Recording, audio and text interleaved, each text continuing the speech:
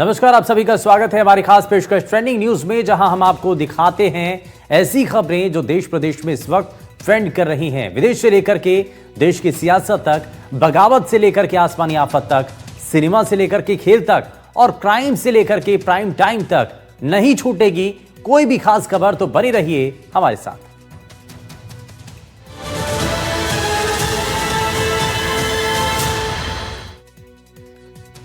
प्रदेश में 2 जगह सांप आने से हड़कंप मच गया। कोटा में एक स्कूल में सांप आ गया तो वहीं बूंदी में सामुदायिक स्वास्थ्य केंद्र में सांप पहुंचने से हड़कंप मच गया। कड़ी मशक्कत के बाद दोनों सांपों को रेस्क्यू किया गया।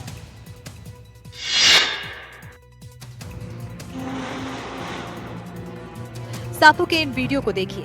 एक वीडियो में सांप पढ़ाई करने स्कूल चला गया तो दूसरी में अस्पताल में इलाज करवाने चला गया। दरअसल कोटा में एक निजी स्कूल में कोबरा की दस्तक ने हड़कंप मचा दिया।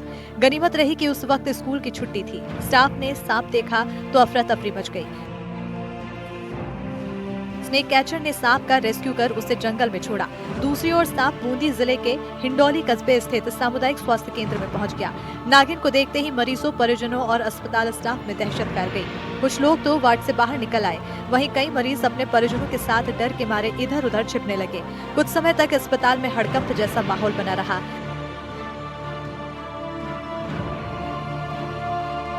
कड़ी मशक्कत से कोबरा नागिन को सुरक्षित तरीके से पकड़ बॉक्स में कैद कर लिया गया। इसके बाद वन विभाग की टीम नागिन को सुरक्षित रूप से जंगल में ले जाकर छोड़ा।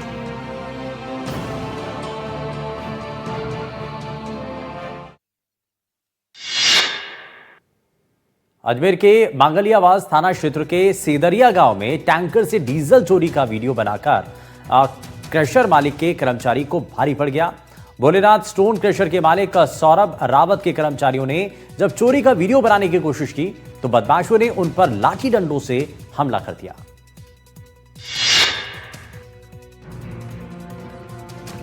अजमेर में हाईवे पर खुलेआम टैंकर से डीजल चोरी किया जा रहा था और आरोपियों की हिम्मत तो देखो, वीडियो बनाने पर हमला ही कर दिया। दरअसल अजमेर के सेदरिया गांव में टैंकर से डीजल चोरी का वीडियो बनाना क्रशर मालिक के कर्मचारियों को भारी पड़ गया। भोलेनाथ स्टोन क्रशर के मालिक सौरभ रावत के कर्मचारियों ने जब चोरी का वीडियो बनाने की कोशिश की तो बदमाशों ने उन पर लाठी डंडों से हमला कर दिया। घटना उस वक्त हुई जब सरधना HPCL डिपो से डीजल भरकर निकले टैंकर को कर्मचारियों ने ट्रैक किया। रास्ते में टैंकर एक ढाबे पर रुका, जहां चालक और उसके साथियों ने टैंकर से डीजल निकालना शुरू किया।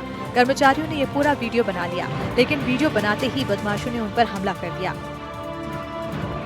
और पुलिस ने मौके से वीडियो शेयर साक्ष्य जब्त कर जांच शुरू की।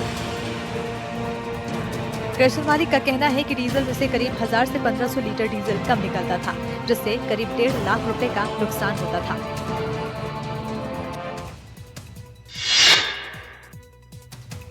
वहीं जोधपुर में पाल रोड अशोक उद्यान के सामने सर्विस लाइन की रोड पर विकास कार्य लोगों के लिए परेशानी बन गए। सर्विस लाइन के पास चल रहा JDA का विकास कार्य लापरवाही की मिसाल बना हुआ है। यहां पर एक भी चेतावनी बोर्ड नहीं लगाया गया, जिसकी वजह से एक गाड़ी गड्ढे पर लटक गई।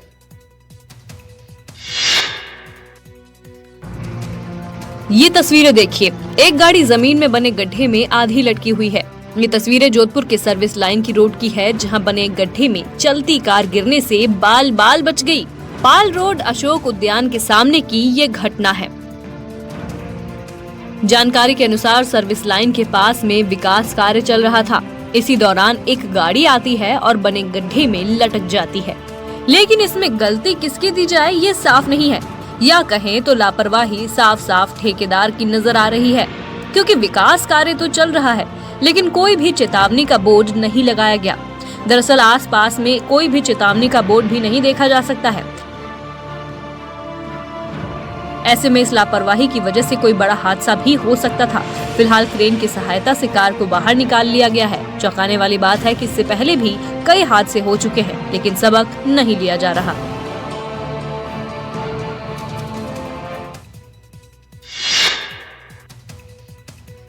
वहीं राजधानी के RUHS अस्पताल में आयोजित सेवा पखवाड़ा कार्यक्रम में बीजेपी महिला कार्यकर्ता का वीडियो सोशल मीडिया पर वायरल हुआ।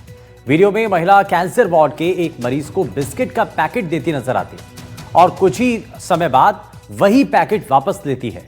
आखिर वजह क्या है इसके पीछे, आगे जरा देखिए आप।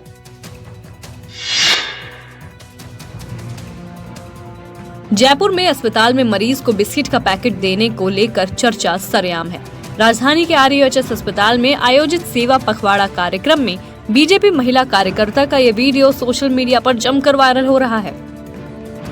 वीडियो में महिला कैंसर वार्ड के एक मरीज को बिस्किट का पैकेट देती हुई नजर आती है, लेकिन कुछ ही क्षण बाद वही पैकेट वापस ले लेती है। करीब 20 सेकंड का ये वीडियो सोशल मीडिया पर वायरल हो गया और चर्चा का विषय बन गया। आयोजकों का कहना है कि वीडियो को गलत संदर्भ में वायरल किया गया है। दरअसल उनका दावा है कि मरीज के पास पहले से ही एक बिस्किट था, इसलिए उसने दूसरा पैकेट लेने से इनकार कर दिया और उसी हिस्से का वीडियो वायरल कर दिया गया। आयोजकों का कहना है कि कांग्रेस से जुड़े लोगों ने इसे षड्यंत्र पूर्वक फैलाया है। फिलहाल ये घटना सोशल मीडिया पर चर्चा का विषय बनी हुई है।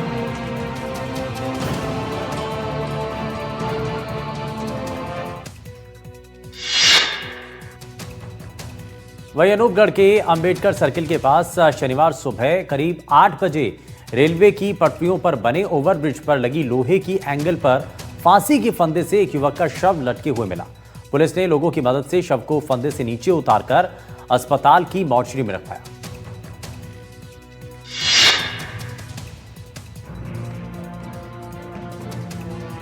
अनूपगढ़ के अंबेडकर सर्किल के पास शनिवार सुबह करीब सनसनी मच गई। सुबह सुबह रेलवे की पटरियों पर बने ओवरब्रिज पर लगी लोहे की एंगल पर फांसी के फंदे से एक युवक का शव लटकते हुए मिला। जब वहां से गुजर रहे लोगों ने युवक को फांसी के फंदे पर लटकते हुए देखा तो लोगों में हड़कंप मच गया। सूचना मिलने पर पुलिस मौके पर पहुंची। जानकारी के अनुसार मृतक रवि मजदूरी करके अपने परिवार का पालन पोषण करता था। बीते दिन रवि शहीद उधम सिंह चौक पर एक ट्रक को अनलोड करने के लिए काम मांग रहा था, मगर उसे वहां काम नहीं मिलने के कारण रवि वहां से चला गया और अब सुबह उसका शव फंदे से लटकता हुआ मिला। मृतक की शिनाख्त होने के बाद रवि के परिजनों को मौके पर बुलाया गया और लोगों की मदद से शव को नीचे उतारकर सरकारी अस्पताल की मॉर्चरी में रखवा दिया गया। अभी तक रवि के मौत के कारणों का पता नहीं लग पाया है।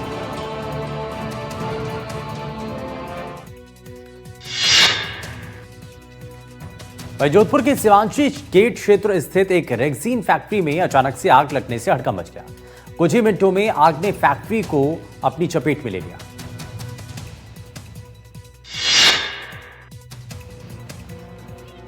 शनिवार दोपहर जोधपुर के शिवांशी गेट क्षेत्र स्थित एक रेक्सीन फैक्ट्री में अचानक भीषण आग भड़क उठी। आग की लपटें दूर दूर तक देखी जा सकती थी। कुछ ही मिनटों में आग ने फैक्ट्री को पूरी तरह अपनी लपटों में समेट लिया। आग की भयंकरता इतनी अधिक थी कि लपटों के साथ उठता काला धुआं आसमान को ढकता चला गया। शहर के अलग अलग हिस्सों शास्त्री नगर से लेकर पाल रोड और बासनी क्षेत्र तक धुएं का घना गुबार दिखाई देने लगा।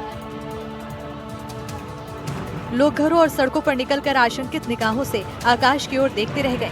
जैसे ही सूचना दमकल विभाग तक पहुंची, तुरंत शास्त्री नगर और बासनी दमकल स्टेशन से दो गाड़ियां मौके पर रवाना हो गईं। लेकिन रेक्सीन अत्यधिक ज्वलनशील पदार्थ है, इसलिए फोम युक्त दमकल गाड़ियों को भेजा गया। बावजूद इसके आग इतनी विकराल थी कि उस पर नियंत्रण पाना चुनौती बन गया। राहत की बात ये रही कि अभी तक किसी जनहानि की सूचना सामने नहीं आई, मगर लाखों के नुकसान की आशंका जताई जा रही है। वहीं करौली में 10 साल के बच्चे की मौत के बाद जयपुर में बिना परिजनों को बताए उसकी आंख निकाल ली गई। हादसे के बाद मृतक बच्चे की आंखें बिना परमिशन के निकालने का मामला सामने आया और उसके बाद पुलिस मामले की अब जांच में जुट चुकी है।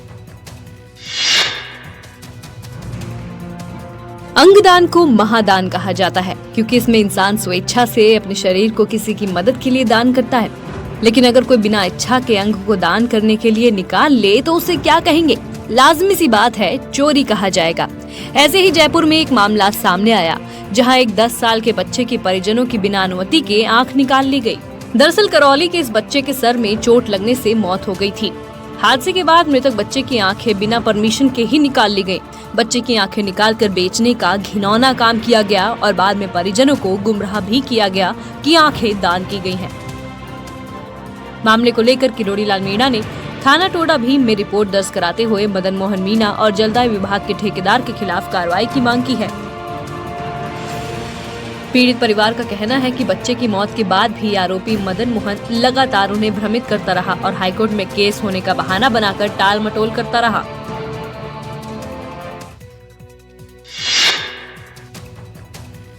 और अक्सर ज्यादातर जगहों पर मदन दिलावर पहुंच जाते हैं और इसी अंदाज को लेकर एक बार फिर से वो वायरल हुए। इस बार शिक्षा मंत्री मेले में पहुंचे और तो और झूलों और व्यंजनों का लुत्फ भी उठाया। प्रदेश भर में दशहरा की धूम देखी गई और इस त्योहार में मेले तो चार चांद लगा ही देते हैं, लेकिन एक बार फिर हर जगह की तरह मंत्री मदन दिलावर मेले में भी पहुंच गए। जी हाँ, आपने मेले में कई लोगों को घूमते देखा होगा, लेकिन कोटा के लोगों को तब ताज्जुब हुआ जब मेले में शिक्षा मंत्री मदन दिलावर खुद ही पहुंच गए और तो और मेले में झूले का लुत्फ भी उठाते हुए नजर आए। जी हाँ, तस्वीरों में मंत्री जी बोट वाले झूले पर बीच में बैठे हुए दिख रहे हैं। चेहरे पर हल्की सी मुस्कान और सामने रेलिंग पकड़े मंत्री जी के साथ कई और लोग भी झूले पर बैठे हुए नजर आए। मंत्री मदन दिलावर के झूला झूलने की तस्वीर लोगों को काफी पसंद आ रही है। इस दौरान मंत्री ने मेले में कई व्यंजनों का स्वाद भी चखा। मदन दिलावर खट्टी मीठी इमली का स्वाद लेते हुए भी नजर आ रहे हैं।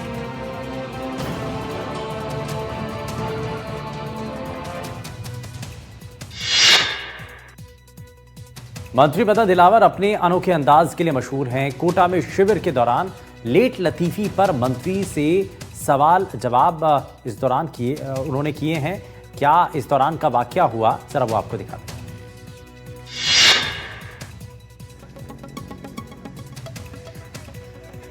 कोटा की ग्राम पंचायत बोरावास में ग्रामीण सेवा शिविर के जायजे के दौरान शिक्षा मंत्री मदन दिलावर का अनोखा अंदाज देखने को मिला। मंत्री ने चिर परिचित अंदाज में अधिकारियों की क्लास लगा दी। दरअसल कोटा की ग्राम पंचायत बोरावास में ग्रामीण सेवा शिविर का आयोजन किया गया। तय वक्त के मुताबिक शिविर शुरू नहीं होने से मंत्री खासे नाराज दिखे।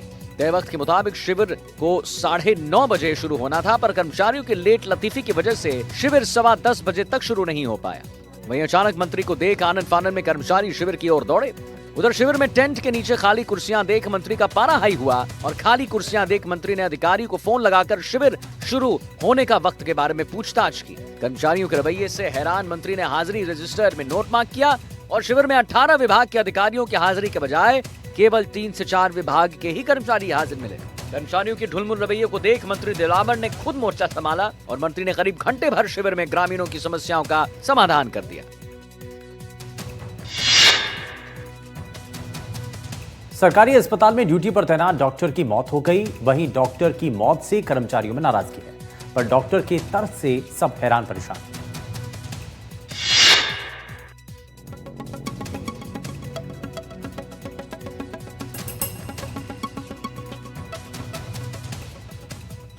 मरीज के डराने धमकाने से डॉक्टर की मौत। जी हां, आपने सही सुना। टोंक जिले के मालपुरा के सरकारी हॉस्पिटल में डॉक्टरों ने मरीज पर बेतुका आरोप लगाया है। दरअसल ड्यूटी पर तैनात डॉक्टर की हार्ट अटैक से मौत के बाद डॉक्टर्स और अस्पताल कर्मचारियों ने धरना दिया। इमरजेंसी सेवा को छोड़कर अस्पताल में सभी सेवा ठप है। धरने पर बैठे डॉक्टर और स्टाफ का आरोप है कि ड्यूटी के दौरान मरीज ने मृतक डॉक्टर को डराया धमकाया था। डराने धमकाने से डॉक्टर बुरी तरह घबरा गया। मरीज के डराने धमकाने भर से डॉक्टर की मौत हो गई। उधर अस्पताल में कार्य बहिष्कार कर धरना से अधिकारियों की नींद उड़ गई। मौके पर अधिकारियों ने प्रदर्शनकारियों से बात की। बहरहाल धरती के भगवान कहे जाने वाले डॉक्टरों का रवैया हैरान परेशान करने वाला है।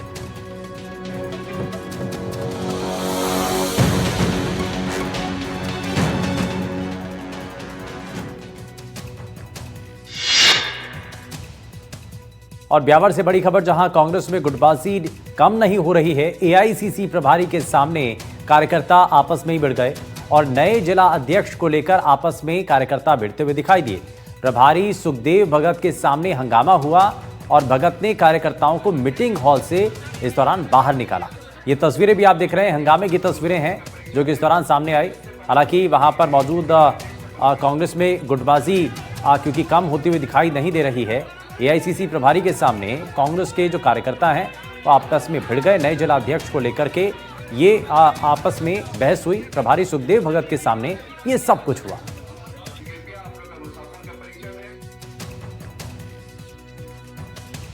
और लगातार आ रही बारिश और बाढ़ के बाद अब महाराष्ट्र में तूफान का खतरा है।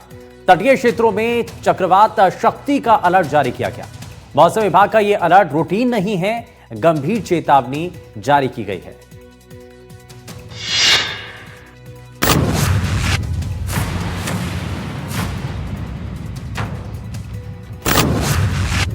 साल की बारिश और बाढ़ ने महाराष्ट्र को खूब रुलाया है। जाते हुए मानसून में भी बादलों का बरसना थम नहीं रहा। उस पर अब नई आफत दस्तक दे रही है। तटीय इलाकों में चक्रवाती तूफान शक्ति का खतरा है। ट्रॉपिकल साइक्लोन की एडवाइजरी जारी कर दी गई है। तटीय जिलों के लिए चेतावनी जारी की गई। मौसम विभाग का 7 अक्टूबर तक के लिए अलर्ट है। तूफान की तीव्रता मध्यम से उच्च रहने का अनुमान है। इसका सबसे ज्यादा असर मुंबई, ठाणे, पालघर, रायगढ़, रत्नागिरी और सिंधुदुर्ग जिलों में देखने को मिल सकता है। उत्तरी महाराष्ट्र के तट पर खतरनाक समुद्री लहरें उठ सकती हैं। ऐसे में मछुआरों को समुद्र में न जाने की सख्त हिदायत दी गई है। आम लोगों को भी चेताया गया है। समुद्री यात्राओं से बचने और समुद्र किनारे न जाने को कहा गया है। भारी बारिश के दौरान सुरक्षित जगहों पर रहने की भी एडवाइजरी है।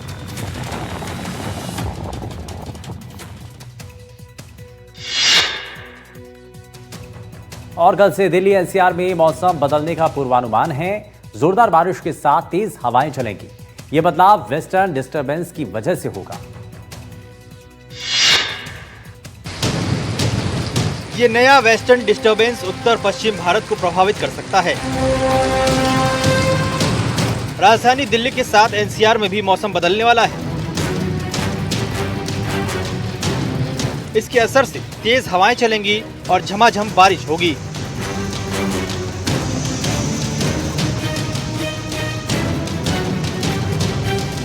रविवार शाम से गरज चमक के साथ हल्की बारिश की संभावना जताई गई है। इससे तापमान में काफी गिरावट आ सकती है। दिल्ली एनसीआर में 6 अक्टूबर के दिन यानी सोमवार को मौसम ज्यादा खराब रहेगा। 6 अक्टूबर को हल्की से मध्यम बारिश का येलो अलर्ट जारी किया गया है। इस दौरान 30 से 40 किलोमीटर प्रति घंटे की रफ्तार से हवाएं चल सकती हैं। हवा की स्पीड 50 किलोमीटर प्रति घंटे तक भी पहुंच सकती है।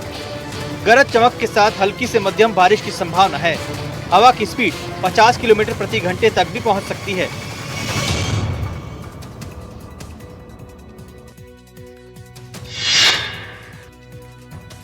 वहीं पटना में एक सड़क धंस गई और हादसे के दौरान वहां से गुजर रही 2 गाड़ियां इसमें फंस गई। यह हादसा भारी बारिश के दौरान हुआ, लेकिन सवाल है कि पक्की सड़क इस तरह कैसे दरक गई।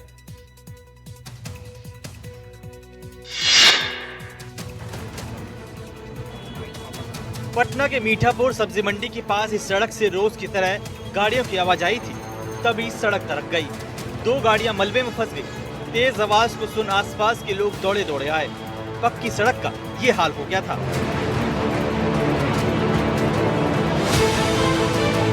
बारिश का सिलसिला अभी भी जारी है।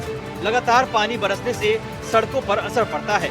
कई जगह गड्ढे हो जाते हैं, लेकिन इस तरह की किसी सड़क का धंसना कई सवाल खड़े करता है। एक मजबूत रोड ऐसे कैसे दरक सकती है? सवाल सड़क निर्माण की गुणवत्ता का है। साथ ही क्वालिटी चेक करने वाले जिम्मेदार अधिकारियों पर भी उंगली उठती है।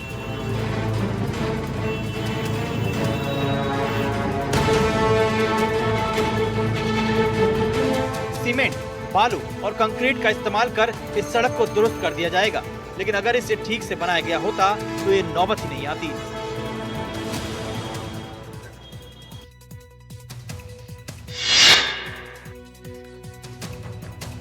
और नोएडा के फेज 2 थाना क्षेत्र के भंगेल इलाके में शुक्रवार शाम एक इमारत में आग लग गई। गैस सिलेंडर लीक होने की वजह से यह हादसा हुआ। जिस फ्लैट में आग लगी थी उसमें मौजूद 5 लोग झुलस गए। सभी खतरे से बाहर बताए जा रहे हैं।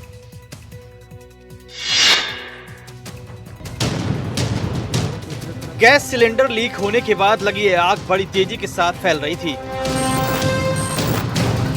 जिस मकान में हादसा हुआ वो 2 तरफ से लपटों से घिरा था। घना काला धुआं उठ रहा था। ये मंजर देख आसपास के लोग भी खौफ में थे। डर इस बात का था कि आग दूसरे मकानों तक न पहुंच जाए।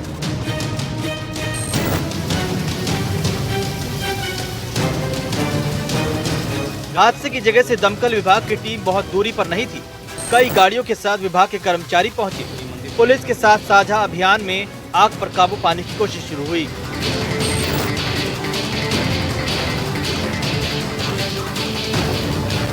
थोड़ी मेहनत के बाद आग की लपटें थम गई। फिर राहत और बचाव में लगी टीम घर के अंदर दाखिल हुई। आग पूरी तरह से बुझ चुकी थी, लेकिन लाखों का सामान राख में तब्दील हो गया। अच्छी बात रही कि किसी की जान नहीं गई।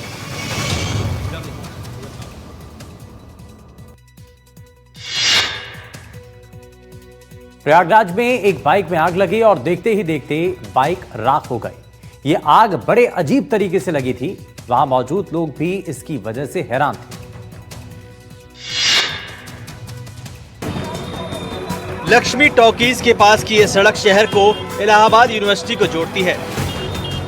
यहाँ दिन भर गाड़ियों की आवाजाही रहती है। ये बाइक रोड के किनारे खड़ी थी। देखते ही देखते इसमें आग की लपटें निकलने लगी।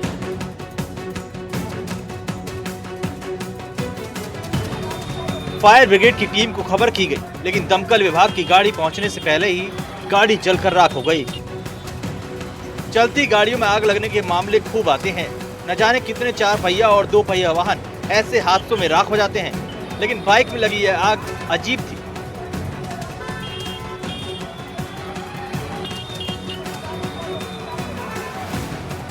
ना तो मोटरसाइकिल को कोई चला रहा था और ना ही इसमें कोई टक्कर लगी।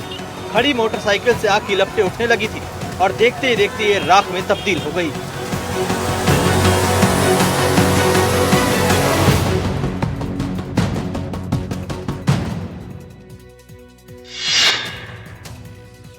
श्रीगंगानगर से बड़ी खबर, जहां चोरों के हौसले बुलंद हैं और पुलिस गश्त के दौरान चोरों ने ठेंगा दिखाया और 50 से ज्यादा सोलर पैनल की तारों की चोरी कर ली। 1 और 2 अक्टूबर की रात में ये ताबड़तोड़ चोरियां की गई हैं। 50 से ज्यादा घरों के बाहर ये चोरी की वारदात हुई है। वहीं बाइक सवार चोरों का सीसीटीवी फुटेज भी सामने आया है। तो आपको बता दें कि ये फिलहाल मामला सामने आया। श्रीगंगानगर में चोरों के हौसले बुलंद हैं। पुलिस गश्त के दौरान चोरों ने पुलिस की गश्त को ठेंगा दिखाया। 50 से ज्यादा सोलर पैनल की तारें चोरी कर ली। वहीं यूपी के बुलंदशहर में कचहरी के बाहर हिस्ट्री शीटर की हत्या के फरार आरोपी की पुलिस के साथ मुठभेड़ हो गई। एनकाउंटर में आरोपी घायल हो गया।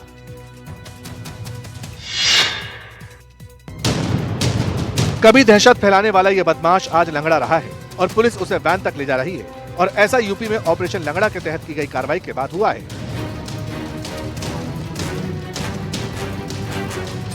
पुलिस की गिरफ्त में आया ये आरोपी एक हिस्ट्री शीटर का हत्यारा है, जिसने 3 दिन पहले कोर्ट परिसर के बाहर कुख्यात बदमाश को गोली मार दी थी और फिर वारदात करके फरार हो गई। पुलिस ने इससे पहले इसके एक और साथी को मुठभेड़ में गिरफ्तार किया और इसके बाद अब मोहम्मद भी पुलिस के हाथ में चढ़ गया। पुलिस ने एनकाउंटर के बाद मोहम्मद नाम के इस हत्या के आरोपी से एक तमंचा और जिंदा कारतूस बरामद किया। यूपी में बदमाशों और वारदातों पर लगाम लगाने के लिए पुलिस लगातार एक्शन ले रही है।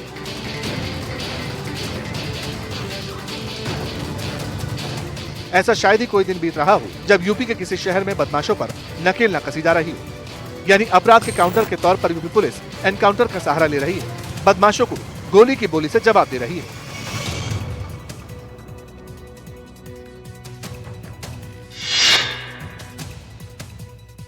और उत्तर प्रदेश के रायबरेली में मॉब लिंचिंग का मामला सामने आया।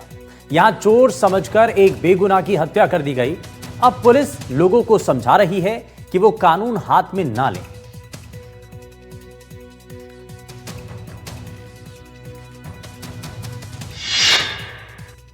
ग्रामीण अफवाहों पर ध्यान न दें। किसी भी गांव में संदिग्ध व्यक्ति के घूमने या पकड़े जाने पर उसके साथ मारपीट या अमानवीय व्यवहार न करें। ये मुनादी इसलिए हो रही है क्योंकि उत्तर प्रदेश की सड़कों पर इन दिनों भीषण तंत्र इंसाफ कर रहे हैं। रायबरेली में लोगों ने चोर समझकर युवक की पीट कर हत्या कर दी। ऊंचाहार थाना इलाके में हुई इस घटना के बाद पुलिस जागी और पूरे इलाके में घूम कर मुनादी की गई कि किसी भी संदिग्ध को मारा पीटा न जाए, बल्कि कानून के हवाले किया जाए। ग्रामीण अफवाहों पर ध्यान न दें। किसी भी गांव में संदिग्ध व्यक्ति के घूमने या पकड़े जाने पर उसके साथ मारपीट या अमानवीय व्यवहार न करें। 2 अक्टूबर को ईश्वरपुर गांव में ग्रामीणों के सवाल का सही जवाब नहीं देने पर एक युवक को मौत के घाट उतार दिया गया और उसके शव को रेलवे ट्रैक पर फेंका गया। हालांकि पुलिस ने कुछ लोगों को हिरासत में लिया है और इस तरह की घटना को रोकने के लिए आम लोगों को जागरूक करने की कोशिश कर रही है। और वहीं मेरठ में एक बर्थडे पार्टी में इनामी बदमाश की फायरिंग ने सनसनी मचा दी। पुलिस जिसे ढूंढ रही है वो धाएं धाएं करता दिखा। बदमाश के वीडियो वायरल हो रहे हैं, लेकिन पुलिस उसे